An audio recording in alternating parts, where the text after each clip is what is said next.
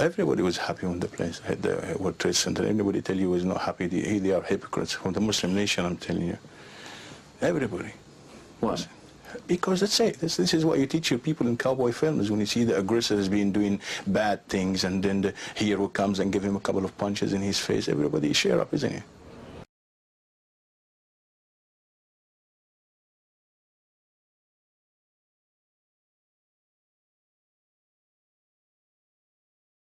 Civil engineer. If you ask any engineer, he will tell you these two towers have collapsed from the inside. It's a full demolition. No. Sheikh Abu Hamza, people are going to listen to this and think you're talking complete nonsense. On the one hand, you're hailing the hijackers, and on the other, you're saying it's an Israeli plot. If they are you can't have it both ways. No, yeah. If they are used to serve the religion, but the fruit goes in the hands of Sharon and his gang, then obviously, yes, you can have it both ways, because you can't deny the picture of the demolition of these two buildings. The top part have been blown up, and the second and the bottom part of the buildings have multiple collapse. Any engineer will tell you that. Abu Hamza, is it right to kill civilians? What do you call about civilians? Civilians is not a term which is in the three holy books. In the three holy books, in Islam, in Christianity, in Judaism, it's talking about harmful elements and unharmful elements. We have no war against your people. Islam doesn't attack the West. Islam is not pro the East. What about women, children, and the elderly? Well, what about them? What about them? Is there any excuse for attacking women, children, and the elderly? Islam prohibits attack women and children if they are taken as a target, and all religions have done that. In the country, you've done that in your crusades against.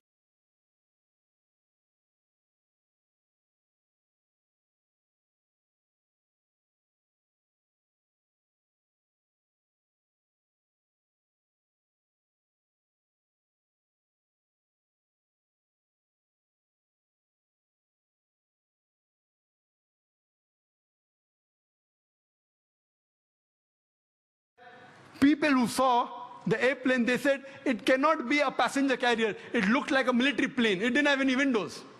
And when he shows the shooting, when it comes close to the tower, there's another firing done from the wings, which hits the twin tower before the plane. Then further he goes on to prove, he says that he had statements of the management, the construction company, which had constructed the twin towers. They said, it's impossible. The twin tower were made to withstand storm, to withstand tornado. This plane cannot knock it down. And it cannot come down because the fuel burns at 1,000 degrees temperature. This, even for 2,000 degrees temperature, for hours, nothing will happen to it.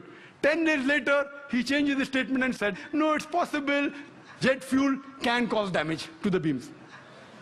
Another professor who gave the statement, he didn't withdraw his statement back, so he was sacked.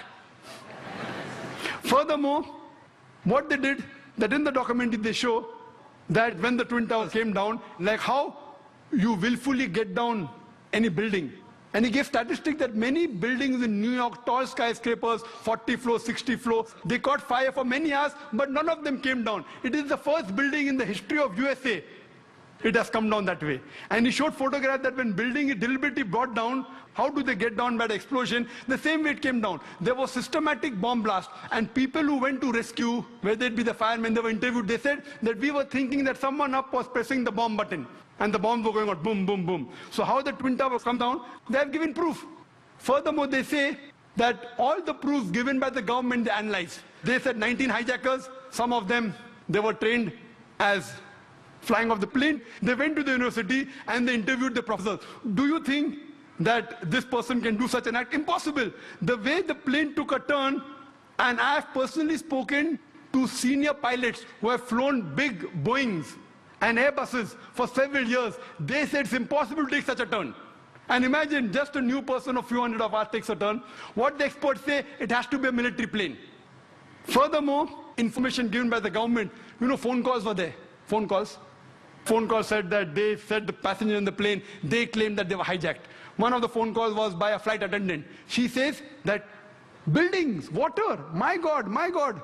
She's been flying for 12 years. Hasn't seen buildings in New York? Another person, he says, Mom, this is Mark Bingham. Mom, can you hear me? We are being hijacked. Do you believe? The question to be asked, if I'm going to speak to my mom, I will say Zakir. I'll not say I'm Zakir Naik speaking. He said I'm Mark Bingham. Mom, I'm Mark Bingham. If Mark has to speak to the mom, he will say I'm Mark. He will not say I'm Mark Bingham. He gives systematic proofs. Do you speak to your mother telling your surname? So all the proofs, all the phones were taped down, and then he did a survey that can the mobile phone work at 32,000 feet. When a survey was done at 4,000 feet, the chances of mobile working is 0.4%. At 8,000 feet, it is 0.1%. And 32,000 feet, it is 0.006%. 0.006.